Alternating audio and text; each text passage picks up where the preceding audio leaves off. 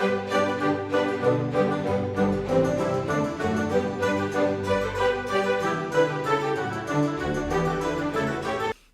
me tell you about Transformers The Last Night. It is wicked awesome. Let me tell you why. Because Marky frickin' Mark is in it. I love Marky Mark. He's wicked awesome. He's the best. The other day I was down by Harvard Park. This fucktard comes up, tells me he don't like Marky Mark. And so I had to punch that fucker in the face. Because Marky Mark is the best.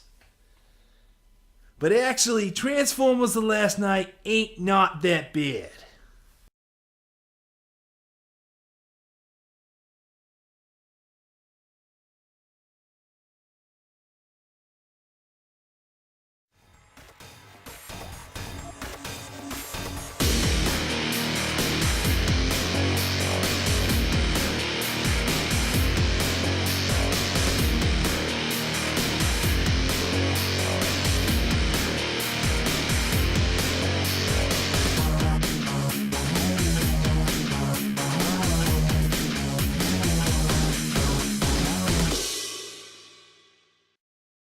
Hey everybody, Sexy Matt the Pharaoh Wizard here. It's time. Time to talk Transformers The Last Night. Now before I get on to my full-on review, let me tell you where I'm coming from when it comes to Transformers. Now the age that I was when I was growing up is I had the Transformers toys, but I really don't remember the cartoon. I have gone back since and watched them, and they're pretty alright. For a show that's supposed to just be selling toys, they did better than they really should have. But it's okay. I've seen a few different versions too. But for the most part, the movie Transformers is the most Transformers I've seen, and I really don't have a lot of nostalgia for the show because I don't remember ever watching the show. So, this being a franchise movie, let's quickly get into my hierarchy of the Transformers movies and where they stand as is. So, top of the list, number 1, my favorite Transformers movie is the original Transformers. Not the cartoon one, the original Michael Bay Transformers. It was pretty good. A great, intro into this new franchise, and overall pretty enjoyable. Next on the list is Dark of the Moon. It did have the absolute worst Shia LaBeouf moments, but once they focused on the robot story was really cool. I liked it. I liked the whole invasion thing. It had some really great moments with the robots themselves. After that is Age of Extinction. I didn't care for the robots. I didn't like angry Optimus Prime. There was too much focus on the humans that really shouldn't have been there. And, it was a weird trying to half reboot, do the franchise thing. I don't know, it was weird. Didn't really care for it. And finally at the bottom, and I think everyone's bottom Transformer movie, Revenge of the Fallen. It's sexist, racist, and overall insulting. Yeah, it's a really bad movie. Really bad. So where does Transformers The Last Night sit on this list? Well, let's talk about it, shall we? This movie, of course, is brought to us once again by Michael Bay, which is kind of interesting, because in a franchise that's been running this long, usually you don't see the original director still directing them. They usually, give up and go on to new projects and things. Even in Rocky, where Stallone directed the majority of them, he didn't even direct the fifth one. So, I guess hooray for Michael Bay sticking around. Yay. So the plot of The Last Night is there is an artifact on Earth that's been here for a very long time. So now the Transformers are here to get it, and the Autobots have to get it before the Decepticons, because the Decepticons will use its power for evil. Oh wait, sorry. That's the plot to the first movie. Okay, so The Last Night is there's an artifact on Earth that's been here for a long time, and now the Transformers are here, and the Autobots have to get the artifact before the Decepticons, because the Decepticons will use its power for evil. Oh, sorry, that's the plot to the third movie. All right, so the plot of the Last Night is there is an artifact that's been on Earth for a long time, and now the Transformers are here, and the Autobots must get it before the Decepticons because the Decepticons will use its power for evil. That's it. That's the one. That little bitty change. It's not the same. So let's get into the characters. So we have Maki Mak reprising his role as Cade Yeager as introduced in the Age of Extinction. I don't know, he's Marky Mark. Basically on the same level as he was in the last Transformers movie. What? No. I really don't have a lot to say about him. Yep. I mean, he's because of the events of the previous movie, he's on the run from the government, and he's still trying to fix, Transformers, and he's an ally to the Transformers, and that's about it. There's really not a lot to say about him. It's Marky Mark. What do you want? And of course the weirdly Oscar-nominated actor that has a role in Transformers, which seems to be a thing in Transformers that happens. Anthony Hopkins is playing Sir Edmund Burton, who's like part of this underground secret society that knows about Transformers, and he's like a curator of this museum thing about them, and yeah. I don't know, I guess it looks like he's having fun, I suppose. Anthony Hopkins, are you okay? Let us know if you need help. Just do another Transformers movie if you need help. How about that?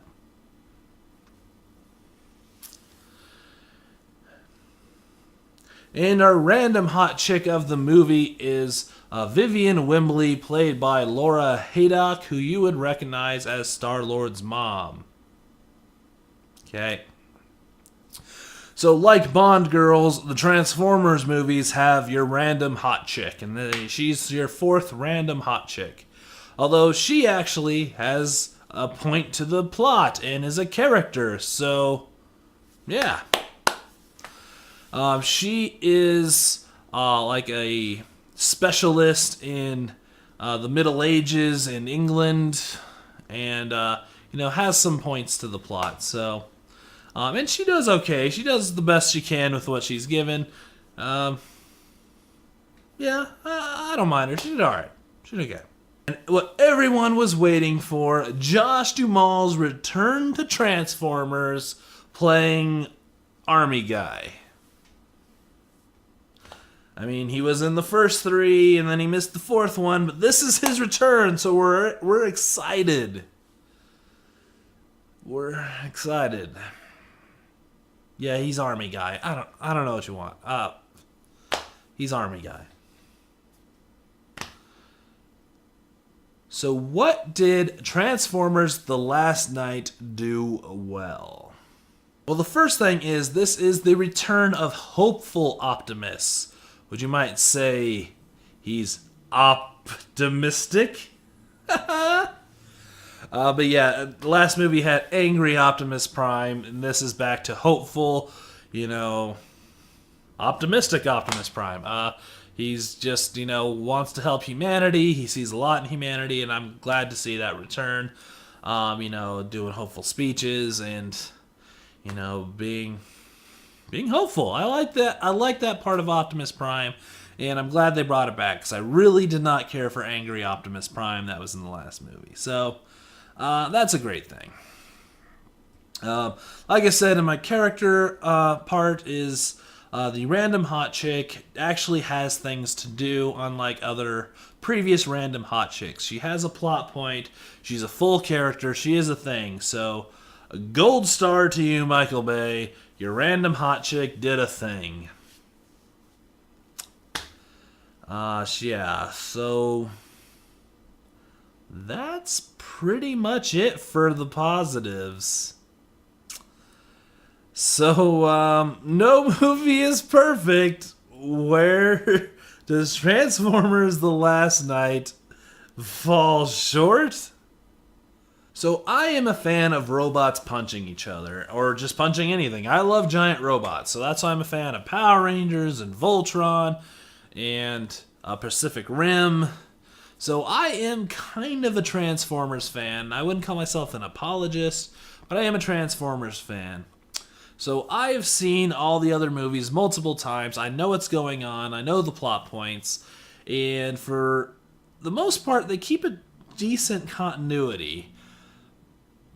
But this time, they've definitely let the continuity slip. I mean, there are nods, and appropriate nods to previous movies and everything, but there are some major problems. Like, there are dead Decepticons that were decidedly dead in previous movies that are brought back without any, explanation why. I think they just forgot they're dead. I mean, I guess most people wouldn't blame them for not watching the previous movies, but yeah, there's returning dead Decepticons.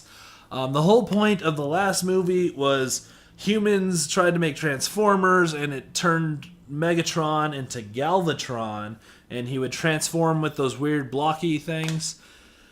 Well, he doesn't look like he did at the end of the last movie. He's back to calling himself Megatron. The same look, and when he transforms regularly, not in the big blocky way. So, a big point of the whole last movie is completely just thrown out the window. So, I guess the only point of watching Age of Extinction now is to introduce us to Maki Mak and then a couple of the Autobots, and that's pretty much it. And then the final big continuity flaw that just floored me is at one point, Optimus Prime goes to Cybertron and he goes, "What happened to my planet?" What? No. What happened to your planet?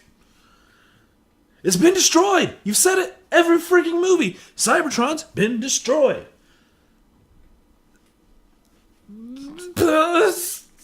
What happened to my planet? What happened to my planet? Really?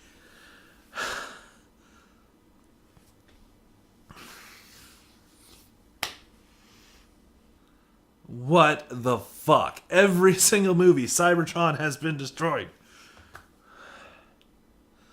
So outside continuity flubs, my bar is very low for these movies, obviously. And all I want to see is giant robots punching each other. That's why I'm here. That's why we're all here. That's what we want to see. They barely hit that low bar. There is huge lengths of time with no Transformers whatsoever. It basically boiled down to a really shitty National Treasure ripoff starring Marky Mark that sometimes has Transformers. Seriously, there was a point where I felt like Ian Malcolm. There's supposed to be Transformers in your Transformer movies, yes? Where are the Transformers? This is a Transformers movie. Stop focusing on some stupid fucking inventor and some English museum curator thing. We want to see robots punching each other. And I feel like this has been a complaint for a while that we don't need the humans anymore. The way it should have worked is we had the humans in the first movie to be the audience insert character that can ask the questions of the Transformers so the audience don't have to. That worked fine, and it worked fine pretty well in the first movie. When the second movie, it should have cut their time in half, just giving us where they're at now, but mostly focused on the Transformers. And by the third movie, it should have just been a Transformers movie. And maybe by the fifth, do some more nods back to humans just to bring us, full circle. But at this point in the franchise, we should have barely had any humans, yet this is the movie that focused the most on humans. Why? Why, Michael Bay? Why? Why won't you listen to this complaint? We just want robots. They are talking robots with personalities. We don't need the human characters.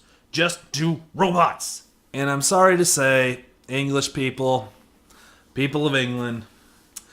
A big hunk of this movie takes place in England with the tact that Michael Bay plays to all people of the world. So yes, I'm sorry, England, but you've been dragged into this shit show. So everyone in England's all, oh, there goes the neighborhood. There's the Transformers about. Oh my, who's gonna help us? We don't have emotions. We're English. Oh. That was tea, by the way. So people of England, I apologize on behalf of Michael Bay. You don't deserve this shit. I'm sorry. I am sorry. So one thing I really have to bring up is one complaint about these movies is that the Decepticons are all interchangeable, jaggedy gray robots. Agreed. So I think Michael Bay heard this complaint and actually tried to fix it by having different style Decepticons with personalities, and we actually get to learn their names. He does this by ripping off Suicide Squad, and I'm not fucking kidding. They have the whole scene with a guy reading out of a dossier of Transformers they've arrested, and had the title card and a little blip about them, introducing us to them. You're really ripping off Suicide Squad. That's the movie you want to rip off, Michael Bay. You've had the time since since Suicide Squad came out to not do that. Everyone complained about that from Suicide Squad, the weird title card intro scenes. But that's what you're gonna rip off. All the movies in the fucking world, and you're ripping off Suicide Squad. Jesus fucking Christ. Let's get into some spoilers. So, throw up the spoiler sign and head to the time code if you want to skip spoilers, but I don't know why, because does anyone care? But yeah, spoiler time. So the artifact they're after this time is the Staff of Power, which was given to Merlin by Transformers. And that's why Merlin is magical, is Transformers. I guess it's not so much the artifact itself, even that it takes place, there's flashbacks to the Dark Ages. It's just another artifact, and that's the overall problem, is you've done this in every fucking movie. And this one, the only person that can activate it has to have the DNA of Merlin, so you have to have a descendant of Merlin, and that's where a random hot chick comes into place, as she is a descendant of Merlin. And the Decepticons are going to use this to merge Cybertron and Earth. Except that was the plot of the third movie, wasn't it? So we're just ripping off evil plans. Okay.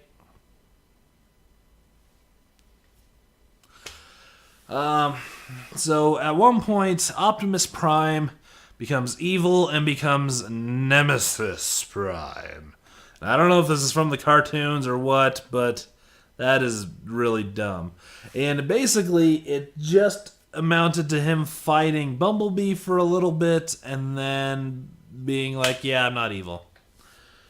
Just so we can have the whole heroes fighting each other thing, that which is popular, because we're just going to rip off comic book movies, apparently, because Transformers are just like all regular superheroes, because they're not giant robot aliens.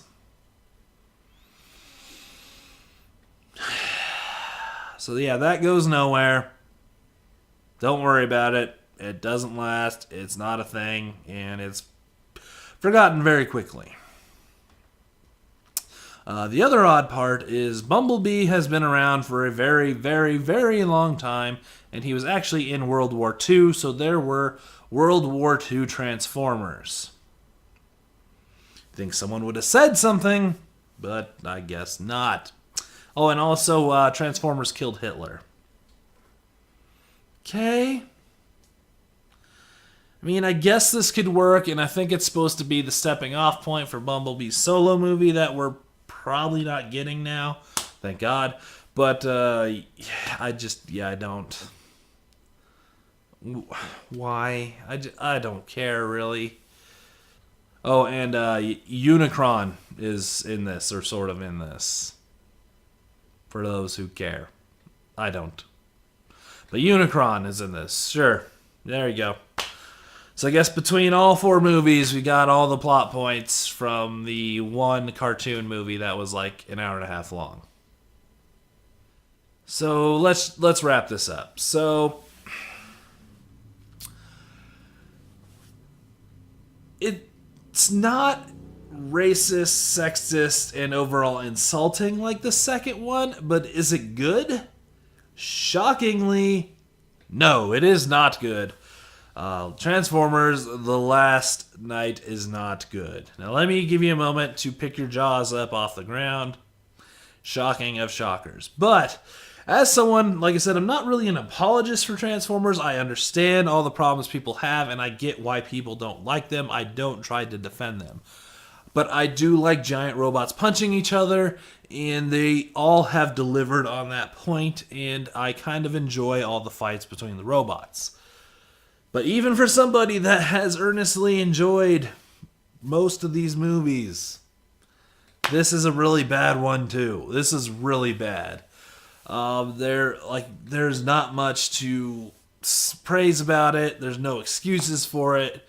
It's a really bad Transformers movie. So my overall rating is, I guess if you're really curious, see it on TV. If it's on HBO and you already paid for HBO because you're watching Game of Thrones, you guess leave it on and do other things if you're really curious. But yeah, don't pay for this. Don't go out of your way for this. If it just happens to be on, sure. I guess it might be worth a watch. But really, yeah, this needs to be avoided. It's very terrible, and I'd like to say that my faith in humanity has been restored because it has had the lowest opening weekend of any Transformers movie yet. But let's see what happens overseas, because that's how the last movie made all its money. And we'll hopefully see this franchise die and maybe get rebooted 5 years down the line with a whole new director, cast, writer, everything. But hopefully this is the end of Michael Bay's Transformers. Hopefully. I'm Sexy Matt the Pharaoh Wizard. Until next time, hold on to your old sluts.